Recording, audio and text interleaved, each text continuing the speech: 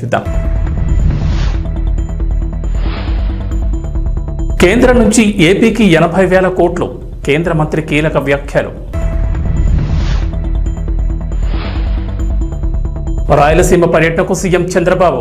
August 1న Shri Sathya Sai జిల్లా Madakasira tour. పింఛన్లు పంపిణీ చేయనున్న ముఖ్యమంత్రి.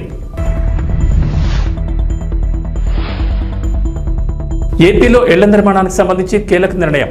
ఇవాళ అధికారులతో సీఎం చంద్రబాబు సమావేశం. ఒక్కొక్కరికి 4 లక్షలు అందించాలని నిర్ణయం.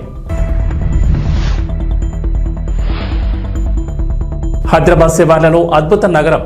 నెట్ జీరో సిటీ స్థలాన్ని పరిశీలించిన సీఎం. అధికారులకు కీలక సూచనలు.